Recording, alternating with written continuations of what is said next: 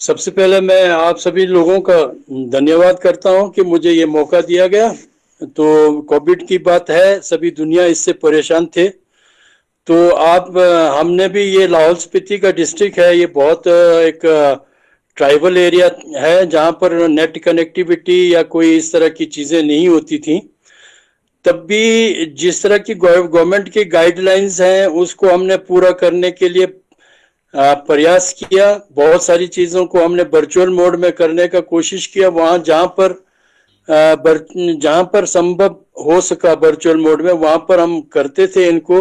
बच्चों को चाहे ऑनलाइन पढ़ाई की बात है, ऑनलाइन मटेरियल पहुंचाने की बात है, जिन जिन एरियाज में नेट अवेलेबिलिटी थी वहां तो हमने ऑनलाइन के थ्रू जो भी हर घर पाठशाला के माध्यम से अरबिंदो सोसाइटी वाले कुछ शेयर करते थे, जो कुछ भी शेयरिंग होती थी उसके माध्यम से हम उनको पहुंचाते थे। लेकिन ऑफलाइन में जहां पर नेट सर्विसेज अवेलेबल नहीं थी वहां पर हम लोग ऑफलाइन भी हमने कोशिश की। बहुत सारे टीचर ने अपना भी समय दिया।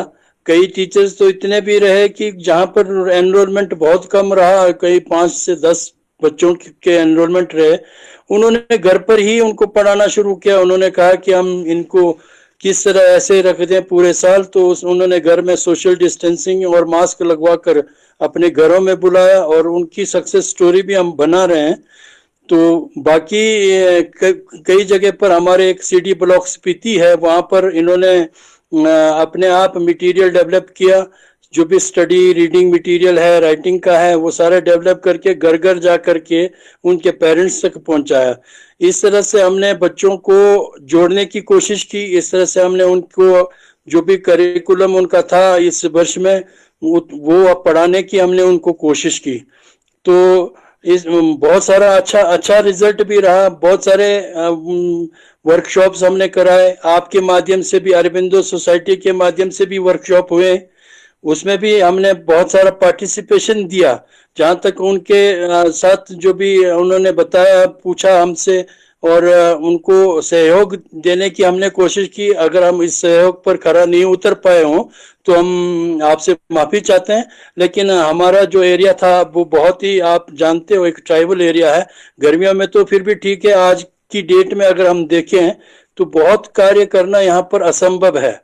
इसलिए कोशिश हमारी बरकरार है, हम लोग जोड़ने की कोशिश करते हैं, मटेरियल पहुंचाने की कोशिश करते हैं और डिपार्टमेंट और गवर्नमेंट के जो भी हमारे पास जो कुछ भी उनके आदेश होते हैं उन पर खरा उतरने की बहुत बहुत कोशिश करते हैं। इसी तरह से हमने कुछ इस तरह से कार्यक्रम को छेड़ा, इस तरह से कार्य करके बच्चों तक पहुंचाने की कोशिश की। और आज की डेट में जब हम पेरेंट्स और बच्चों से फीडबैक लेते हैं तो बहुत सराहते हैं वो, ऑन वर्चुअल मोड की भी सराहना करते हैं। और शायद ऑफलाइन से हमने जो मटेरियल उन तक पहुंचाया बच्चों को उसको ज्यादा सराहा है, क्योंकि उनको हार्ड कॉपी मिल गई, उनको पढ़ने में आसानी हुई। और साथ में जितने भी वर्चुअल मोड पे हमने अपने टीचरों से जो फीडबैक लिए, चाहे वो अरबिंदो सोसाइटी की तरफ से हो, चाहे वो आपके निष्ठा वाले करते हो, हर घर पाठशाला वाले करते हो, या प्री प्राइमरी के ट्रेनिंग वगैरह हुई है, उसमें हमारे टीचर्स ने भी बढ़ चढ़ कर भाग लिया। और ये टीचर्स जो है जब अपना फीडबैक देने को बोलते हैं तो वो कहते हैं कि हमें बहुत अच्छा लगा, हमने बहुत साझा किया मटेरियल, और बच्चों तक ग्रास रूट लेवल तक हम इसको इम्प्लीमेंट करने की बहुत कोशिश करेंगे। ये इस तरह के कार्य हम करते रहें।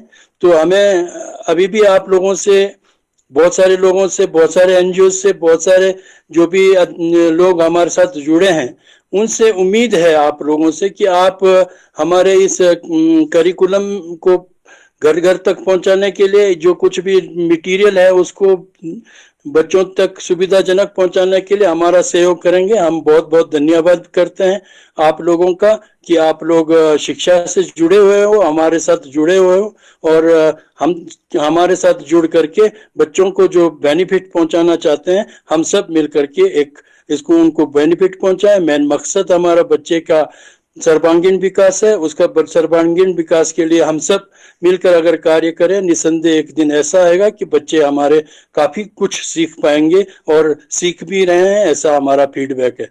अंततः मैं आप सभी लोगों को फिर से बहुत बहुत अपने तरफ से आप लोगों का सहयोग करने पर, आप लोगों के तरफ से जो कुछ भी आप मटेरियल आप लोगों ने साझा किया, इनके लिए मैं आपसे बहुत बहुत आपका धन्यवाद करता हूँ, बहुत बहुत शुक्रगुजार हूँ। निसंदेह ZII जो अपना कदम उठा रहे हैं बच्चों की भलाई के लिए, बच्चों की पढ़ाई के लिए, वो वाकई में सराहनीय है।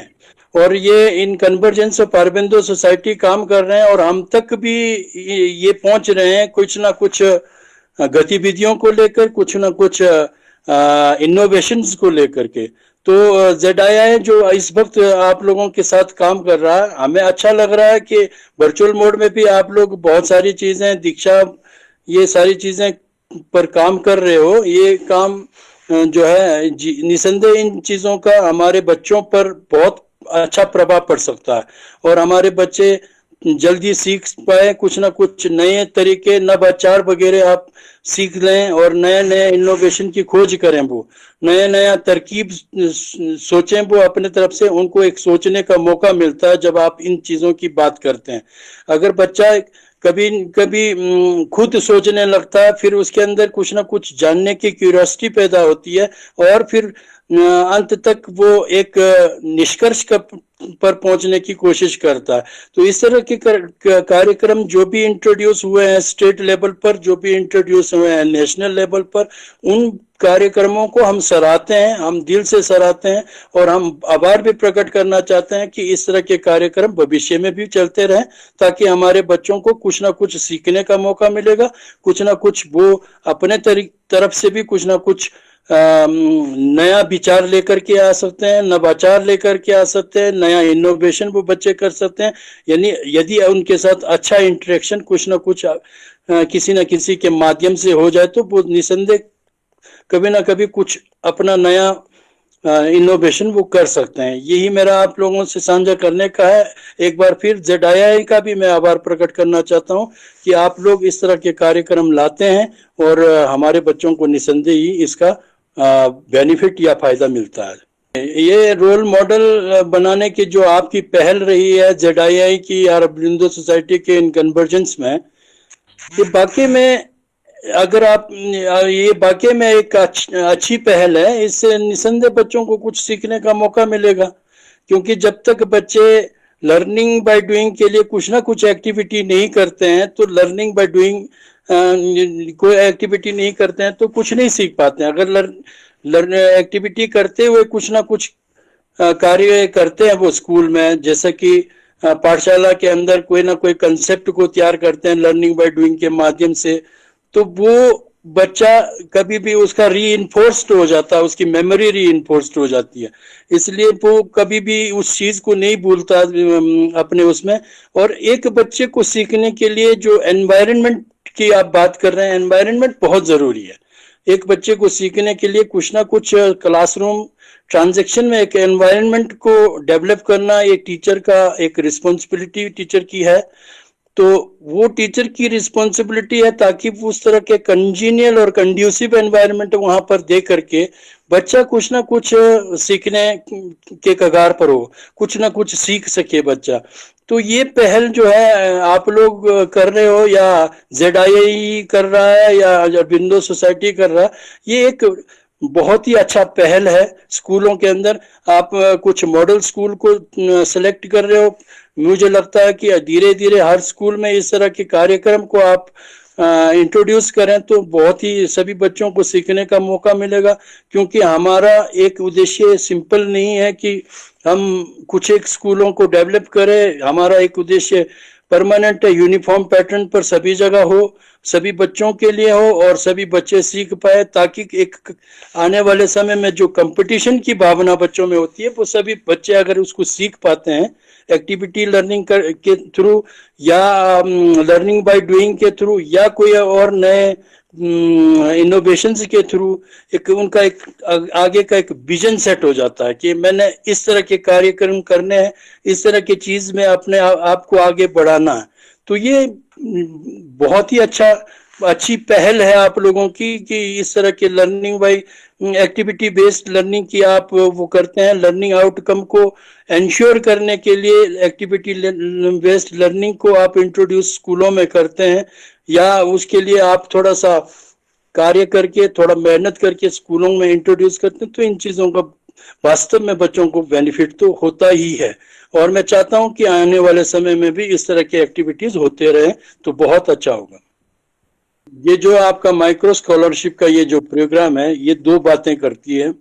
एक तो बच्चों को जो आप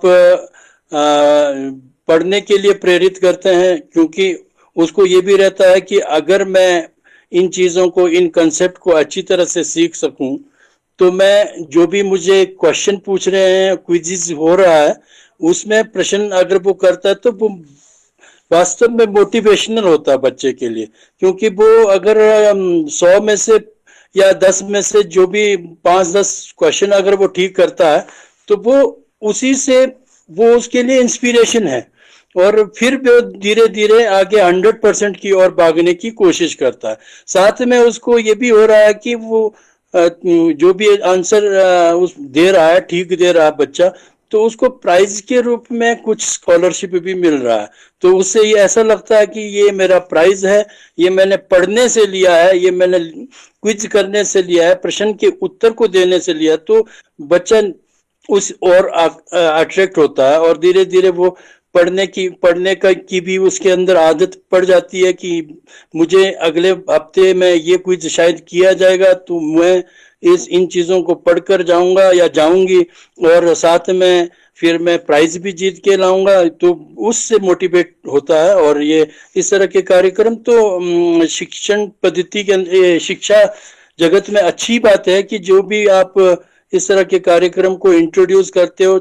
ये कई लोगों के दो तरीके होते हैं सोचने के। एक तो व्यक्ति सोचता है कि अगर तो ये जो स्कॉलरशिप देते हैं तो बच्चा थोड़ा सा उसमें लालची हो जाएगा या क्या हो जाएगा, लेकिन अगर पढ़ने के लिए लालच आ जाता है उसके पास, तो वो उसके पढ़ाई को सपोर्ट करने के लिए होता है। उसके पेरेंट्स को ये बताया जा सकता है कि जो भी स्कॉलरशिप बच्चा अर्न कर रहा है श्री अरबिंदो सोसाइटी के ये जो माइक्रो स्कॉलरशिप प्रोग्राम के अंतर्गत, तो उसको एक तो पढ़ने का मौका मिलता है, पढ़ने की कोशिश करता है, पढ़ने की आदत बन जाती है उसकी। दूसरा है उसको अपने प्राइज के रूप में थोड़ा सा स्कॉलरशिप मिल जाता है, जो उसको अपने लर्निंग मटेरियल खरीदने में या कोई भी टीचिंग के सामग्री को खरीदने में उसको थोड़ा सा उसकी सहायता मिलती है।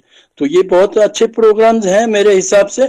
अब मैं तो यही चाहूंगा कि इस तरह के प्रोग्राम जो है फ्यूचर में चलते रहें, और बच्चे भी कुछ ना कुछ अपने तरीके से पढ़ते रहें, और इन आपके जो शिक्षण पद्धति से क्विज़ जो भी है, प्रश्न उत्तर जो है, प्रश्नोत्तरी को समझें और उसका उत्तर देने की कोशिश करें।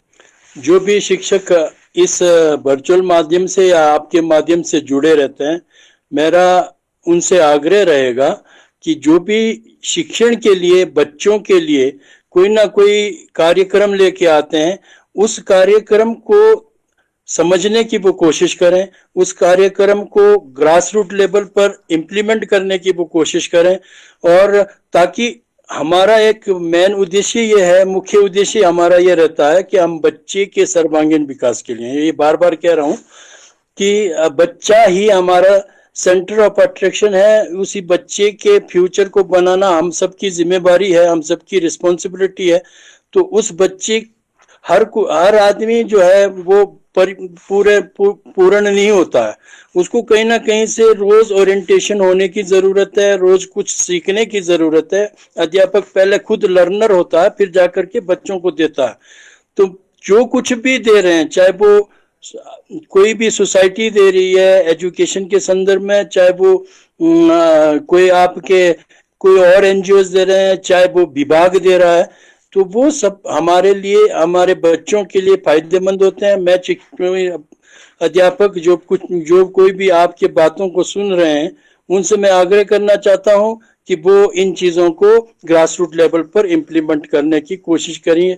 ये मेरा उनके लिए सुझाव मात्र है। उसके बाद अध्यापक स्वयं वो हैं समझदार हैं, वो इसको समझते हैं, वो किस तरह से इसको इम्प्लीमेंट करते हैं वो उनके ऊपर है। लेकिन मेरा ये सुझाव जरूर रहेगा कि आप इसको ग्रास रूट लेवल पर इम्प्लीमेंट करें।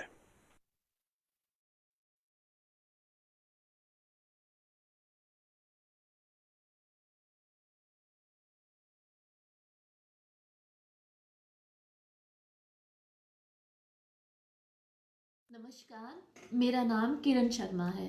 मैंने इंग्लिश में एमए की है और टीचर ट्रेनिंग में मैंने जेवीटी की है और बीएड की है। टीचिंग में मेरा 10 साल का एक्सपीरियंस है। मैं इस समय हिमाचल प्रदेश के मंडी ज़िला में कार्यरत हूँ। मंडी ज़िला छोटी काशी के नाम से प्रसिद्ध है। यहाँ पर शिवरात्रि का अंतर्राष्ट्रीय मेला भी लगता है। मैं इसी जिला के बल ब्लॉक के मगर स्कूल में कार्यरत हूँ। मेरे स्कूल में इस समय 11 विद्यार्थी शिक्षा ग्रहण कर रहे हैं और सभी विद्यार्थी ग्रामीण परिवेश से हैं। जब मैं स्कूल में गई तो मैंने देखा बच्चों को इंग्लिश और मैथ सीखने में थोड़ी प्रॉब्लम आ रही थी, क्योंकि बच्चे ग्रामीण परिवेश से थे तो उनके लिए इंग्लिश एक नई लैंग्वेज होती थी, तो उनको सीखने में थोड़ी मुश्किल आ रही थी। और अगर मैं कोई टीएलएम भी यूज़ करती थी तो मैंने देखा वो थोड़ी एक्सपेंसिव हो जाती थी। तो जब मैंने ZII का प्रशिक्षण प्राप्त किया तो उसमें मैंने देखा कि बहुत सारे नवाचार ऐसे हैं जिन्हें हम बिना किसी खर्च से, शून्य निवेश से भी तैयार कर सकते हैं।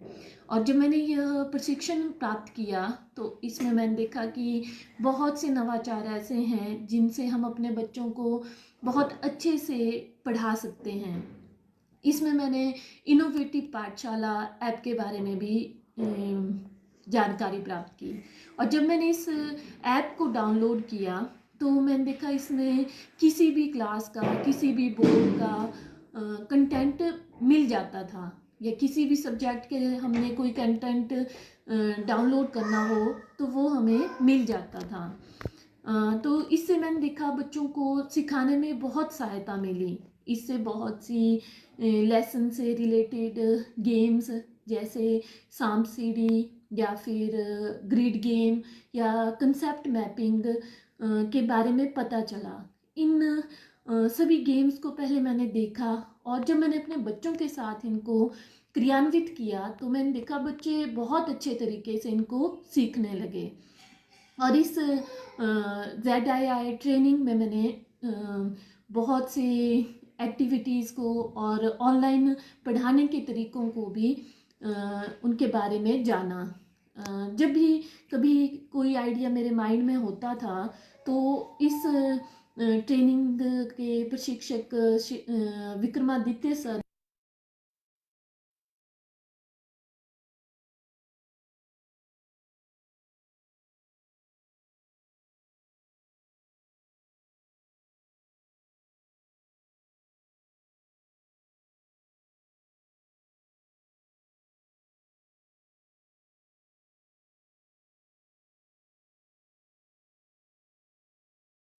नमस्कार, मेरा नाम अशोक कुमार है और मैं हिमाचल प्रदेश के मंडी जिला की शिक्षा खंड द्रंग द्वितीय की राजकीय प्राथमिक पाठशाला छैड़गलू में कनिष्ठ बुनियादी अध्यापक के पद पर सेवारत हूँ। मैंने बीकॉम और डीएलएड की है और पिछले 7 वर्षों से शिक्षा विभाग के साथ जुड़ा हूँ। मैं अपने क्षेत्र की बात करूँ तो मंडी जिला की का शिवरात्रि महोत्सव अंतर्राष्ट्रीय स्तर पर प्रसिद्ध है और यहाँ की द्रंग और गुम्मा की चट्टानी नमक की औषधीय गुणों से भरपूर खाने जो है वो पूरे भारतवर्ष में प्रसिद्ध हैं। जहाँ तक मैं अपनी पाठशाला की स्थिति के बारे में बताऊँ तो यह पाठशाला ग्रामीण क्षेत्र में स्थित है और यहाँ कुल 27 बच्चे शिक्षा ग्रहण कर रहे हैं और यहाँ जो भी बच्चे आते हैं वो सारे ग्रामीण परिवेश से संबंध रखते हैं। शिक्षण अधिगम प्रक्रिया को अधिक सरल और रोचक बनाने के लिए श्री अरविंदो सोसाइटी और HDFC के सहयोग से ZIIEI प्रोग्राम के अंतर्गत जो गतिविधियाँ इनोवेटिव पाठशाला नामक ऐप में शेयर की गई हैं, उन विभिन्न गतिविधियों का प्रयोग करके हम शिक्षण अधिगम प्रक्रिया को अधिक सरल व रोचक रुचिपूर्ण बना सकते हैं। बच्चों को प्रत्येक विषय से संबंधित, चाहे वो भाषा विषय हो, चाहे वो गणित का विषय हो, बच्चों को विभिन्न प्रकार की गतिविधियां इसमें दी गई है, इनोवेटिव पाठशाला ऐप में दी गई है। और उन गतिविधियों की सहायता से जो है बच्चों को हम ज़्यादा से ज़्यादा उनका अधिगम स्तर जो है वो विकसित कर सकते हैं। जैसे कि इसमें प्रत्येक विषय को पढ़ाने के लिए विभिन्न प्रकार की गतिविधियां जो है इस इनोवेटिव पाठशाला ऐप में दी गई है। जैसे स्नेक एंड लैडर गेम की सहायता से आप बच्चे को किस तरह से कॉन्सेप्ट दे सकते हैं, किस तरह से tambola tambola game, grid game, ये सारी चीज़ें जो है इनोवेटिव पाठशाला ऐप में दी गई है। और इन गतिविधियों की सहायता से बच्चों को किसी भी विषय को आसानी से समझाया जा सकता है और उन्हें सिखाया जा सकता है। मैं श्री अरबिंदो सोसाइटी के मुख्य प्रशिक्षक श्री अविनाश जी और विक्रमादित्य पांडे जी का हार्दिक धन्यवाद करना चाहता हूँ, जिनके सहयोग से हमें अल्टरनेट एकेडमिक कैलेंडर के बारे में, उसमें दी गई गतिविधियों के बारे में और उसमें दिए गए विभिन्न विषयों के बारे में जानकारी मिली और बच्चों के साथ हमने शेयर की। इसके अतिरिक्त इनोवेटिव पाठशाला ऐप को किस तरह से हम विभिन्न विषयों के बारे में उसमें जानकारी प्राप्त कर सकते हैं के बारे में जानकारी दी गई, तथा वर्चुअल क्लासेस शुरू करने से संबंधित जानकारी भी साझा करने के लिए मैं उनका तहे दिल से धन्यवाद करता हूँ। एक बार पुनः श्री अरबिंदो सोसाइटी और HDFC बैंक के सहयोग से जो ZIIEI प्रोग्राम शुरू किया गया है, उसमें देश के विभिन्न शिक्षकों के द्वारा किए गए नवाचारों को देश के अलग अलग शिक्षकों तक पहुंचाने के लिए मैं श्री अरबिंदो सोसाइटी का तहे दिल से धन्यवाद करता हूं। जय हिंद।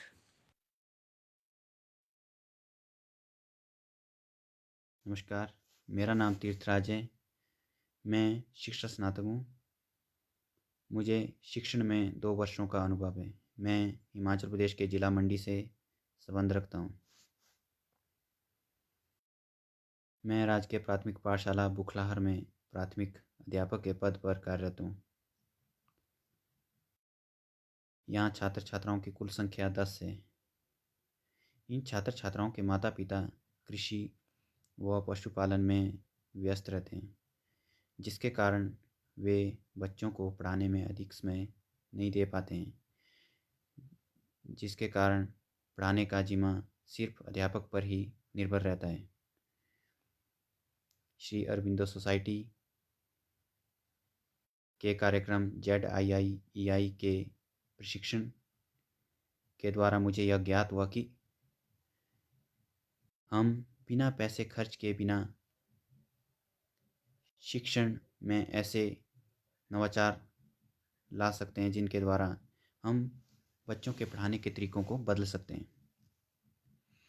इस प्रशिक्षण के द्वारा मुझे बहुत फ़ायदा मिला, जिसके कारण मेरे दिमाग में चल रही गतिविधियों को मैं अपने स्कूल में क्रियान्वित कर पाया। इसके लिए मैं धन्यवाद देना चाहता हूँ श्री विक्रम जी, जिनके द्वारा मुझे यह मार्गदर्शन मिला। साथ ही मैं धन्यवाद करना चाहता हूँ श्री अरबिंदो सोसाइटी तथा HDFC बैंक, जिनके द्वारा मुझे यह मंच प्रदान हुआ। धन्यवाद।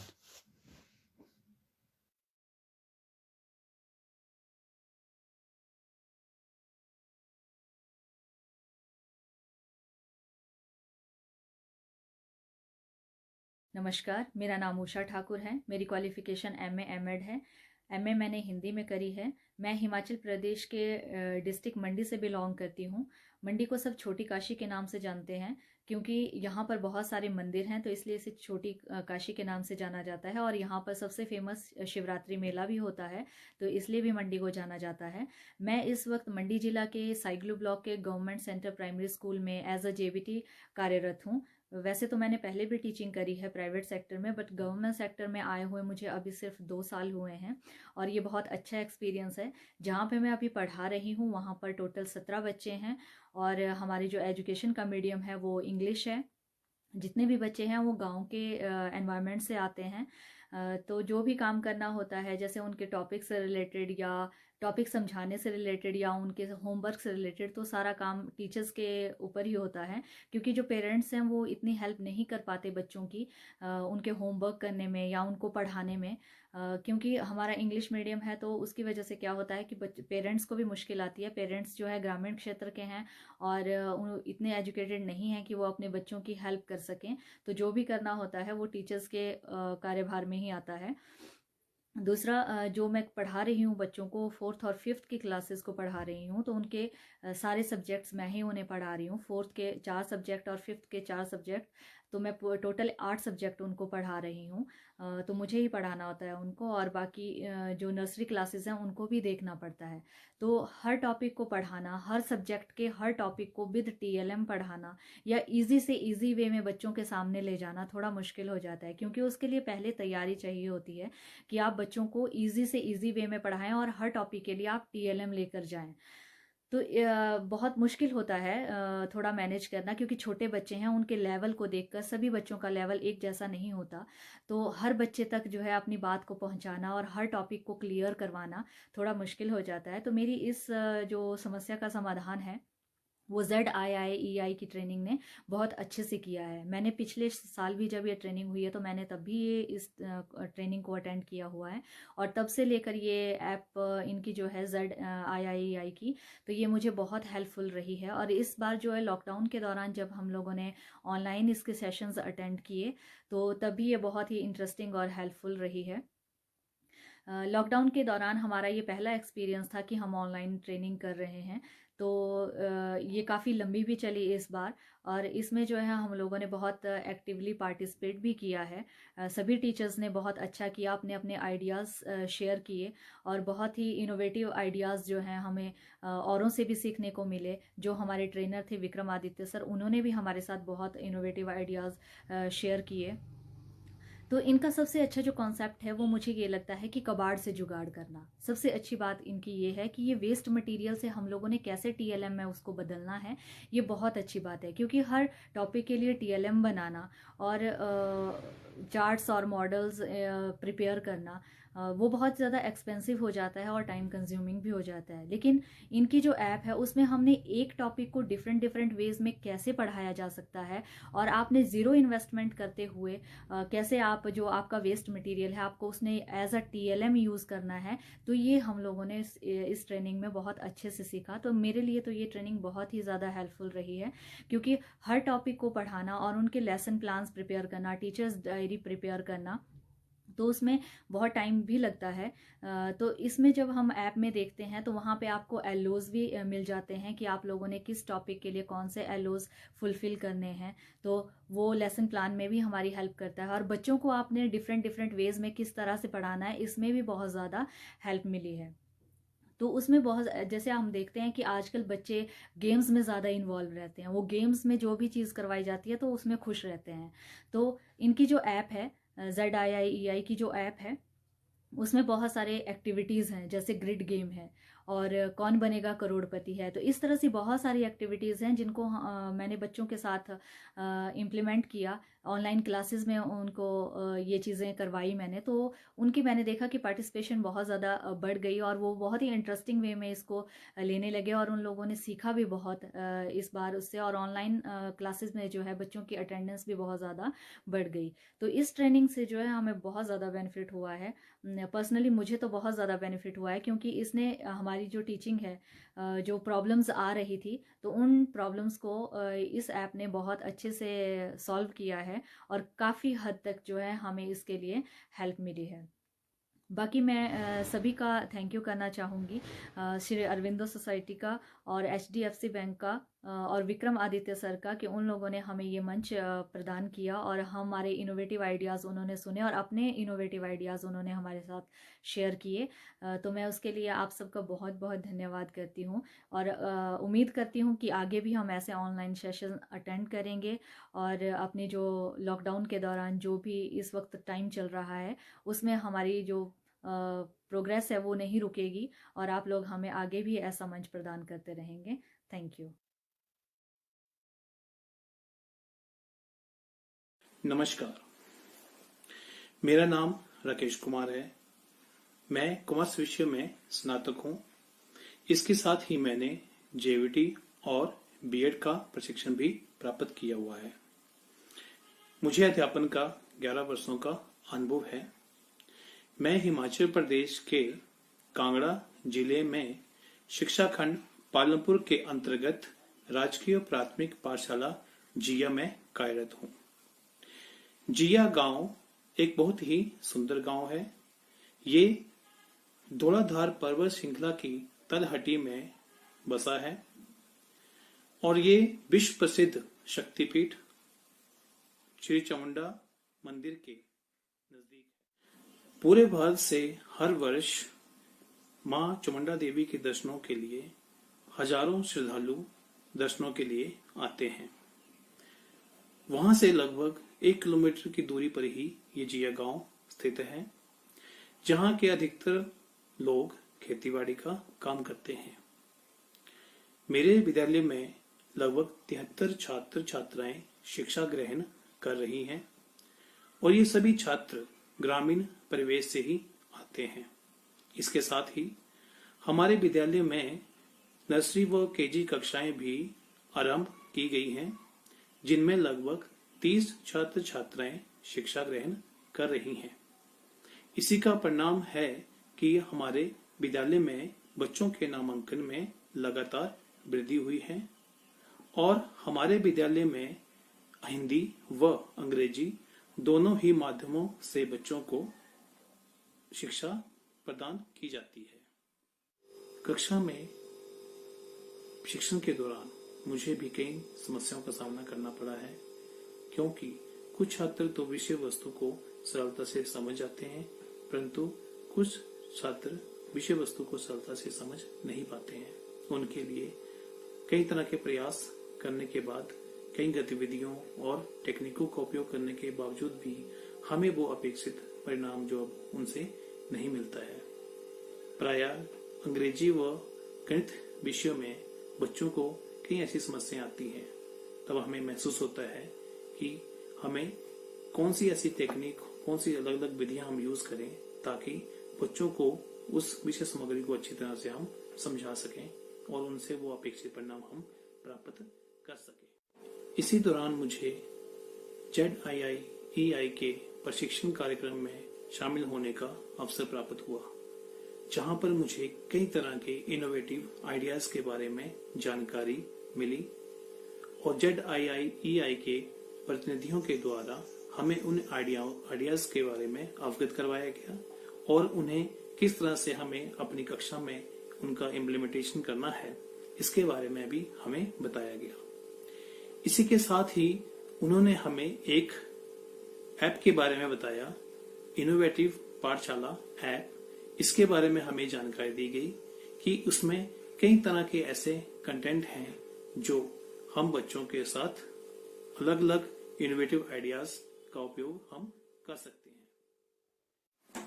इनोवेटिव पाठशाला ऐप में अलग अलग विषयों हिंदी, अंग्रेजी, गणित और पर्यावरण शिक्षा के अलग अलग चैप्टर के आधार पर कुछ नवाचार दिए हुए हैं, इनोवेटिव आइडियाज जो वो दिए हुए हैं।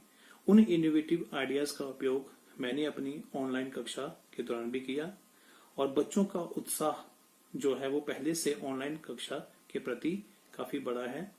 इसके साथ ही कुछ वीडियो कंटेंट भी जो इस अलग अलग चैप्टर पे दिए हुए हैं, बच्चों ने उसमें भी काफी रुचि दिखाई है। बच्चों की समझ विषय वस्तु के प्रति काफी बड़ी है। इसके साथ ही कई तरह के इनोवेटिव आइडियाज जैसे रोल प्ले, कंसेप्ट मैपिंग, रोंग चार्ट इत्यादि के द्वारा मैंने बच्चों का विषय वस्तु को उन्हें पढ़ाया और उनका मूल्यांकन करने के लिए भी इन नवाचारों का उपयोग किया। ये नवाचार बच्चों के लर्निंग आउटकम पर आधारित हैं। मैं चाहता हूं कि मेरी राजकीय प्राथमिक पाठशाला जिया को एक रोल मॉडल पाठशाला के रूप में जिले में स्थान दिया जाए और बच्चों की उन्नति में और भी सहयोग हमें ZII के द्वारा प्राप्त होता रहे। धन्यवाद।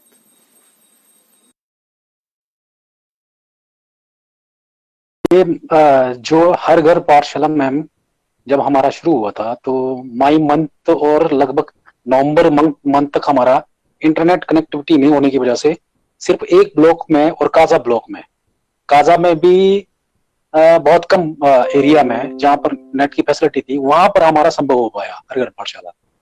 तो हर घर पाठशाला में उतना इंटरनेट ठीक ढंग से नहीं चलने की वजह से डेली का जो रूटीन है आपका वो भी ठीक ढंग से नहीं हो पाया। तो हर घर पाठशाला तो उस बीच में चला, लेकिन हमारे एक समृद्धिका नेगी, हमारे डिप्टी डायरेक्टर हमारे पास नहीं थे उस वक्त, तो समृद्धिका नेगी पीओ ITDB थी, तो उन्होंने एक मीटिंग किया था कि हम क्यों ना हर घर पाठशाला तो हमारा चला है कुछ एरिया में, तो क्यों ना हम ऑफलाइन जो आपका बच्चों को मटेरियल देना है वो शुरू करें। तो हमने एक मीटिंग रखी थी उनके साथ। पहले तो हमने प्राइमरी वालों के साथ मीटिंग की, उसके बाद हमने अपर प्राइमरी वालों के साथ मीटिंग की हमने। तो उसमें ये डिसीजन हुआ कि हम ऑफलाइन जो मटेरियल है वो बच्चों को डोर टू डोर पहुंचाएं। तो ऑफलाइन मटेरियल हमने बच्चों को डोर टू डोर पहुंचाया और साथ में हमने ये रखा कि नोट्स भी दिया जाएगा मटेरियल में और साथ में असाइनमेंट्स भी दिए जाएंगे बच्चों को। और क्या कहते हैं, ये वीक के एंड में हम उनका फीडबैक करेंगे और साथ में उनकी कॉपीज हैं वगैरह सारा कुछ चेक करेंगे हम बच्चों का। तो ये हमारे एरिया में बहुत अच्छी तरीके से चला। टीचरों ने इसमें बहुत कोऑपरेट किया क्योंकि कोविड-19 की वजह से निकलना भी मुश्किल था, लोगों से इंटरेक्ट करना भी मुश्किल था और बच्चों से मिलना भी मुश्किल था। तो जो SOPs हैं गवर्नमेंट के उसको फॉलो करते हुए हमने डोर टू डोर मटेरियल हमने डिस्ट्रीब्यूट किए। तो हमारे जो रीजन्स हैं लगभग सारे कवर्ड थे इस जो डोर टू डोर आपका मटेरियल डिस्ट्रीब्यूशन में, और हमने फीडबैक भी लिया बच्चों से और हमारा बहुत अच्छे तरीके से ये चला। तो इसको अप्रिशिएट भी किया गया स्टेट में कि आप लोगों ने ये काम बहुत अच्छे से चलाया, क्योंकि हर घर पाठशाला आपका ऑनलाइन जो पढ़ाई होनी थी वो होना बहुत असंभव था हमारे एरिया में। कुछ एरिया में चले थे, कुछ एरिया में भी आपको बता रहा हूँ नेट की कनेक्टिविटी आपकी अच्छी नहीं होने की वजह से उसमें भी डिस्टर्बेंस आ रहा था कि बच्चे उसमें भी ठीक ढंग से पढ़ाई नहीं कर पा रहे थे। तो हमारा यही टारगेट था कि हम कैसे बच्चों तक पहुंचे, कैसे इंटरेक्ट करें, कैसे उनके जो प्रॉब्लम्स हैं उसको, इश्यूज हैं उसको सॉर्ट आउट करें।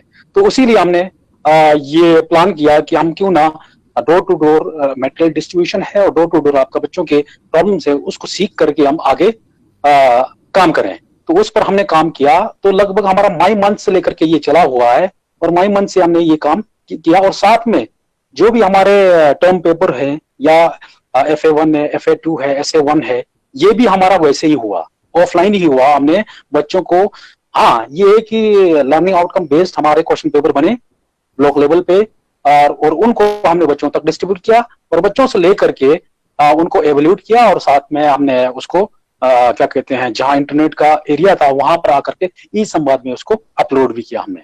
तो ये हमारा प्रोसेस चला आ रहा था। नवंबर मंथ में हमारे पास जियो की कनेक्टिविटी अब आ गई है तो बहुत सारा एरिया अब कवर्ड है हमारे हर घर पाठशाला में। फिर भी हमारे पास कुछ एरिया ऐसे हैं जहां पर नेट की फैसिलिटी नहीं होने की वजह से वो कवर्ड नहीं हो पा रहा है।